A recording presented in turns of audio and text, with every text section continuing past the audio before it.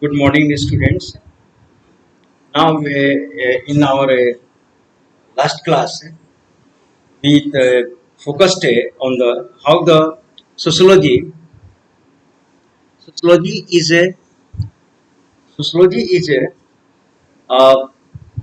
a science, whether the science or art.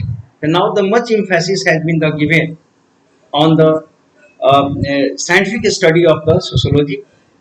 And sociology, no doubt, like the natural sciences, understand the sociology now also exercise or the also adopts the many the scientific methods to uh, come at to reach at its consequences or the results. Understand final results. The sociology, but here we are going to see that now the influenced by the scientific theories, so, influenced by scientific theory, natural evolution. Understand? Now, the sociologists were usually influenced by the scientific theories or the scientific theories of evolution. Understand? So, the for a long time, understand the all those sociological studies have been made, or the or the influenced by the scientific theories, the sociologists now started or begin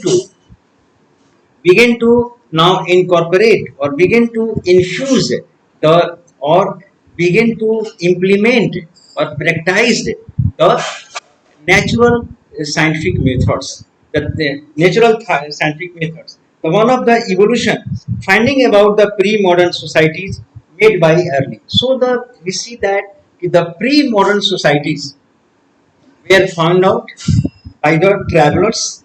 Pre-modern societies found out by the travelers, colonial administration. The travelers, this has been the phenomena of the world, all over the world, with the interested with the journey or the finding out the new lands, trade, commerce, trade and commerce, and the religion. These have forced the travelers. These has now aroused the interest of the travelers for taking the round of the new lands of the world. Understand? And these travelers now, no doubt, whosoever gone wherever they now depicted and described the social conditions of those areas on the territories where they now roamed or where they gone. Understand? For we have the lots of example here. The Megasthenes, who was the ambassador at the court of the Chandragupta Maurya here. The Megasthenes had now given the different caste system in India has edited. Similarly, after Megasthenes, the Chinese who visited India, uh, Fahian, Yensang, Itsing from the China, they time to time visited in India, and now and they have left a lots of account about the social structure and the social system of India. Understand? So now here we see that social system in India. So similarly, time to time, Ibn Battuta, who visited during the reign of or during the period of the Muhammad bin Tughlaq, now who in his books Rehla, he had given the details account. So now I am talking about that the travelers had also pre-modern period. The traveling, say the people used to go from one parts of the world to the other parts. Understand? And the moreover, the colonial administrators, they also now we know that in the 19th century, by the mid of the 19th or the mid of the 19th century, rest of most of the parts of the world like the Africa, Asian countries had been grabbed and grabbed by the European imperialist countries. So these Europeans now they established their political sovereignty, political dominance, and their administrators. Understand? They now felt a need to know about the local social structure to rule over that. Without the knowing, an administrator could not rule perfectly or the efficiently over the social segments. Understand? So they started the finding out the started the ruling the subjugated country or that and the started studying about the social system and about the society. Moreover, socialists and the social anthropologists, many amateur sociologists and social anthropologists, they now sought to the categorize the societies in the types and the or distinguish stages in the social development. Now the sociologist and the anthropologist, they wanted to divide the society into different types. Now it was the natural, and it was the natural. Why? Because the social society, every society of the was now world was a different society. They have the different categories and then different or the social stratification. Peoples were stratified on the basis of the society. Social stratification, their position, they held the different positions. So now we see that here the categories of the society into the types, distinguished studies or these thinkers or the scholars, modernist thinkers, the social thinkers. Now they studied and divided the social development and the social development in the different phases. Understand? This was their motives of that, or amongst these early sociologists, amongst them Augustus Comte, Karl Marx, Herbert Spencer. Efforts were therefore made to classify different types of societies on the basis of they made the efforts to divide the society into different phases. Amongst that, the first type of the pre-modern societies, such as hunter and gatherers. The first they sketch and drawn the social system and society of the hunter and gatherers. So these hunter and gatherers. Second was the pastoralists and the agrarian. Pastoralists, the who were those people who were now maintained and reared the large scale of the flocks of the cattle. Understand? They reared, their livelihood was on the basis of cattle pasture, cattle rearing. Other Others were the agrarian who depended on the agriculture. Understand? So this society was the first society, the hunter and gatherers. They completely dependent on the forest resources. Second the pastoralists, the cattle rearers, and as well as the agriculturists. Third is the non-industrial civilization and the agrarian and non-industrial civilization. They divided the agrarian and non non-industrial civilization. Okay, there are no industrial civilization. So we can say in the other word of the European category like the feudal system. Understand? And this was the medieval world, and it was the based on the feudal system. The types of modern societies such as the industrial and second phase, and the term they divided and gave the then comes the modern industrialized society. So this way and such evolutionary vision assumed that the West was the necessarily the most advanced and civilized. So such views was given a speculation categorized. So according to that, it was now believed that the West was the most civilized and advanced continent, or the Western countries were the civilized, and non-Western societies where it was the same, and the non-Western countries as a backward, as a barbaric, or the less developed. So the Indian colonial experience had to be seen in this light. So the colonial sociologist and anthropologist, understand, they term the Indians or Indian society as a backward and barbaric society. Understand? Backward and barbaric society, they term. So now this was not just. Now on the other hand, the Indian sociology reflects this tension. The Indian sociology reflects the tension. How did they term our society as a backward society, as a this kind of the society? Now there was a reason. Understand? They said that if you look and the peep into the deep background of the Indian history, where we saw the great Asoka the Great, we have the culture Aryan, rich Aryan cultures. Understand? Rich Aryan cultures. We have the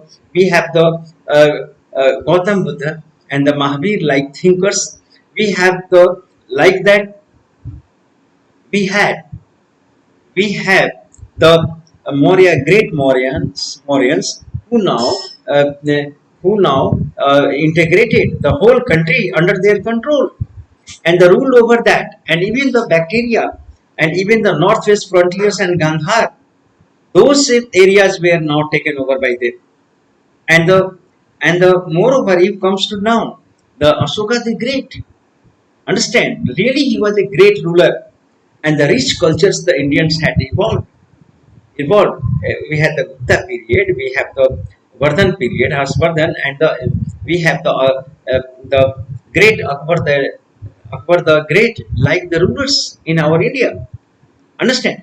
So in that context, to term the Indian society, which was for the thousands of years, this society was had its very rich culture and said that the barbaric and uncivilized. This was not from any angles was just. It was not just from the any viewpoint. Understand? So now this was the Western that hurt the Indians intellectual, and moreover, perhaps because of the backdrop, Indian sociology has been the particularly thoughtful and reflexive of its practice. That is why Indian sociology. Now here we are going to see the Darwin's ideas. The Darwin's, Charles Darwin. Now he had the organic evolution were dominant influence on the early sociologists. Sociological thoughts. Darwin's views of the organic evolution, had the very deep impact on the sociological thoughts. Now, society was often compared with the living organism. This became the study of fashioned the study of the sociology as the supposed to be the like the organs, living organism. Efforts were made. Generally, the efforts were made to trace the those its growth through the stage and comparable to those of the organic life, and it was the trace as a human being's growth, their generation growth. Understand? Like the society, social growth happens, and the and moreover, and this way of the looking at society as a system of the parts. Society is what? Society is the as the system of parts. At the body. Suppose that body is the system. Body is the society. So all our organs of the body now works to maintain our body. So all the social organs like the family, society, and the other institution of the family, institution of the society, they help in the keeping help in the maintaining the society. Here, institutions like the school, structures such as a stratification, these are the organs of the society. Understand? Like the human, our body have the different organs having the different functions to maintain this whole the body. So similarly, Similarly, these all the social institutions like the family, school, structure, this help in the these help in the maintaining the maintaining the social system and the social society. Moreover, we mention this here because intellectual idea that went into the making of sociology have a direct bearing how the sociology studies the empirical reality. Now, enlightenment, another phase we see that enlightenment, enlightenment Enlightenment is the Europeans' intellectual movement in 17th or 18th century. Now we have heard about the Renaissance, the revival of the new culture discovery in the Renaissance. Now, after the downfall of the Constantinople, attacked in the 1453, and it was the attacked or invaded by the Turks. Turks now destroyed the Constantinople. Understand? And the large scale of the people or the intellectuals now they migrated from there, and the intellectuals started studying they started reviving the new thoughts and the new culture from the old Greek and Roman scriptures. On that, they studied these scriptures with the new angles, the new views. And what was the new angles? That was the rationality, reason. That was the reason, science, or the rationality. They studied on that basis. And moreover, 18th or emphasized the reason and individualism. Now, on that basis, we see that this individualism also arose there. It means that the capitalist society arose and developed in the. It means that the people and the person having the own rights of the possessing something. Individualism means, understand, they have, or they on that on the space of the individualism, the capitalist system and the capitalist society developed in the European continent. And moreover, there was great advancement in scientific knowledge and the growing conviction. And this Renaissance or this enlightenment, the enlightenment was a big mark in the growth of the in the growth and the development of the scientific tempers, created the scientific temper atmosphere in the whole Europe. And from there the moderns from that and from these centuries, it is the belief that the modern age now began from there. And there is the methods of the natural sciences to the end could be extended to the study of human affairs. So it was the belief that in natural sciences, the methods of the natural science could be the adopted and could be and can be implemented in the sociology and in the human researches or the human and the natural phenomena began to seen as a social problem.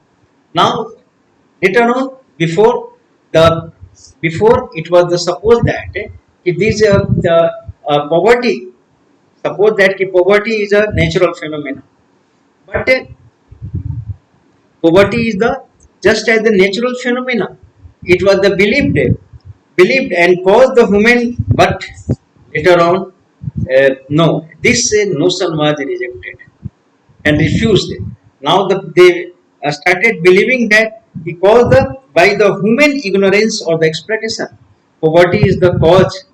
It is the expression of the human ignorance or the and the much exploitation, and the poverty therefore could be the studied or the redressed. So it was the a new notions or the belief came that the poverty could be the studied, the poverty could be the redressed, it could be the removed.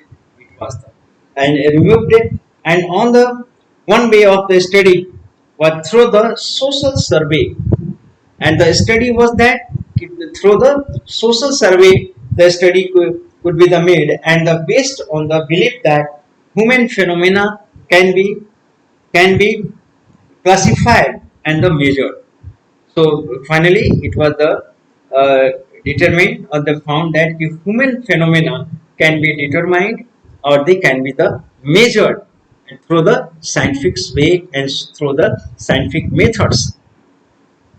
And now uh, we are going to see here now the material issues.